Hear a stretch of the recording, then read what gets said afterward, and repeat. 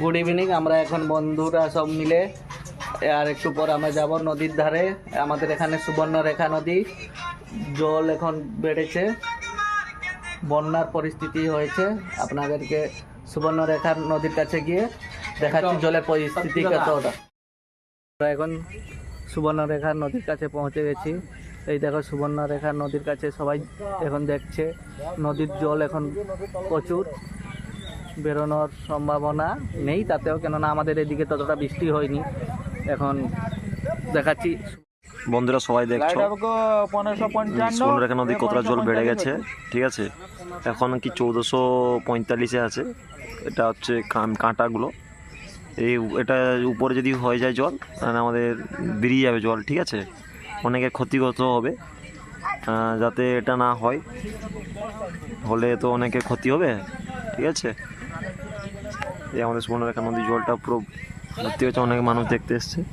এই যা দুজন দাঁড়িয়েছে, অবতার আর একটা অবতার এখানে দাঁড়িয়েছে। ঠিক আছে, বেরোবে না, সেটা আমরা এমনি দেখতে এসেছিলাম। আমাদের বাড়ি থেকে মাত্র 2 কিলোমিটার দূরে আজকে আমাদের বড় নদী আমরা মিনিমাম হয়ে গেল 10 বছর দেখতে পাইনি কোনো নদী। আমাদের সেদিকে নদী যায়নি। সুবর্ণরেখা নদী, এটা আমাদের সেদিকে উড়িষ্যার রাজ্য, আর এটা হলো ওয়েস্ট বেঙ্গল। আমরা এখন ওয়েস্ট বেঙ্গলে দাঁড়িয়ে আছি। সুবর্ণরেখা পেরিয়ে গেলে উড়িষ্যা, সেই পাশে আমাদের উড়িষ্যা।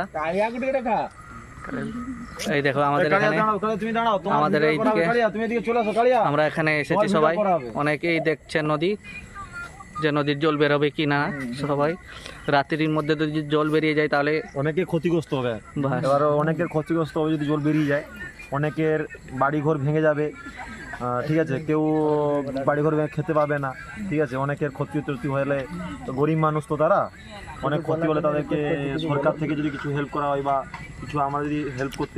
আবার বাড়ির দিকে রওনা হচ্ছে আমরা। Bye bye.